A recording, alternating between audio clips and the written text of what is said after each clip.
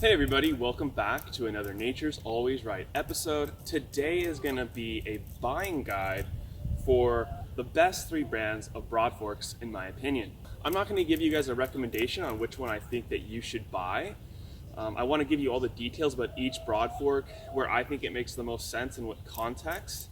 And then you'll be able to make a really good decision on which one's best for you and your context.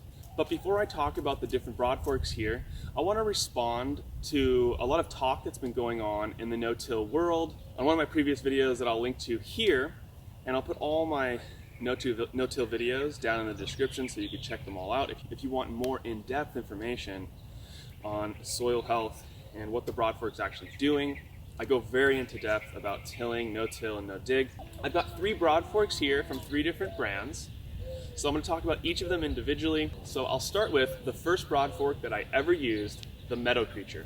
So this is the Meadow Creature Broadfork. It's constructed from all steel. It is the strongest Broadfork on the market. This thing will last decades. And as I said, this is the actual Broadfork I started with when me and Jared started farming over 8 years ago. And as you can see, it's in incredible shape. The metal is not bent, nothing is wrong with it whatsoever. So that is the special feature about this Broadfork. It's extremely good for really hard pan, rocky, clayey, heavy soils. It has 4 tines and is 20 inches wide. So on a 30-inch bed, you're getting good lift, but there is, a couple inches on each side that is not getting lift. So that's one of the limiting factors of this Broadfork, is that it's not as wide as some of the other ones. But if you have crazy hard soils and you're worried about bending the tines or breaking your Broadfork, or you want something that will last forever that you could pass down to the next generation, the Meadow Creature is fantastic for that. Now this Broadfork also has a rounded bar. The Broadforks with the rounded bar are my favorite. They're more comfortable. They fit in the arch of your foot really well, so it makes it comfortable. Or you could stand on the balls of your feet, and that's really comfortable as well. So I like that about it. The handles are a good length, and the heavy weight of it makes it easier to penetrate deeper down into heavy soil as well. So those are some of the main features about the Meadow Creature Broadfork. And you can buy this from paperpot.co, that's Curtis Stone and Diego Footer's company. So I highly recommend buying it from them. Okay, this is the Johnny's 727 Broadfork. This Broadfork is a 30-inch wide Broadfork, but this one is a little bit broken. Now, please don't let that faze you.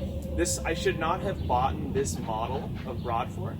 They sell this same exact Broadfork in the 727 hard pan version, which is the one I'd actually recommend you get. That one was out of stock when I was buying my Broadfork, and I just went with this one. The regular 727 has rounded tines, and the rounded tines versus the hard pan Broadfork, which is more a flatter design. This version of the Broadfork is more for soil that's already really soft and nice, and you just want to do real quick Broadforking. Just fed the chickens a treat, so they'll be quiet.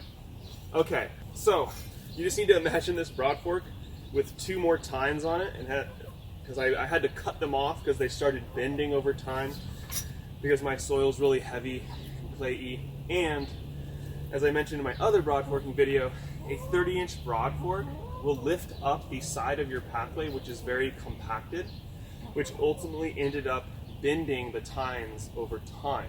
Now this one happened on the hard pan Broadfork, I believe, and the 727 hard pan is one that I really want to try out, but I haven't had the chance to. Now also on the Johnny's Broadfork, you've got wood handles. They're very comfortable, strong handles. They haven't cracked or broken. They're very well made. The Johnny's Broadfork has the square top, which I find a little bit more uncomfortable. It's definitely not a deal breaker or anything, but just something else about it. The Johnny's Broadfork is very light. It is the lightest out of all the 3. That's something very nice about it. And just for context, I used this for 1.5 years on my really hardcore compacted beds. So, it did last a good amount of time, considering it's not really designed for the type of soil I was using it in.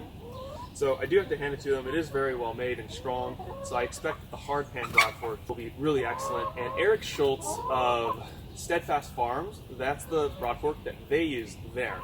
So So you can check out his videos if you'd like to see him using the 727 hard pan. It's an excellent Broadfork. It's sold by Johnny's Seeds. And if you don't know, Elliot Coleman, one of the godfathers of market gardening, helps them develop their tools. And I think he was involved in making these Broadforks with them as well. And then this is the Treadlite Broadfork. I have a full review video all about this Broadfork, and this is also the one I use in my no-till versus no-dig video as well. So this is the Broadfork I had the least experience with, but I've been using it the last couple months, and I absolutely love it. And there's a few design features about it that make it really excellent. The Treadlite Broadfork is the most customizable Broadfork. You can get any of the sizes of their Broadforks in the wood ash handles or steel handles. You can also get the fork itself in different sizes with different tines for different purposes. So they do sell a full 30-inch Broadfork. I got the 24-inch Broadfork because like I said earlier and in my other videos, I prefer a Broadfork that is smaller than 30 inches so that we're not lifting up the compacted pathways.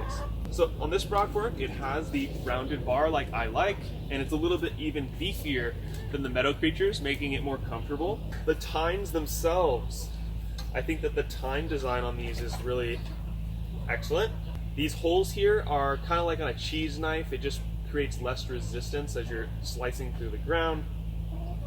And then on the edge here of these tines, it's not one consistent curve. At the very edge, there's a sharper angle, and that allows you, when you rock back and forth, to really dig under and make it easier for you to penetrate deeper so that you can get your lift.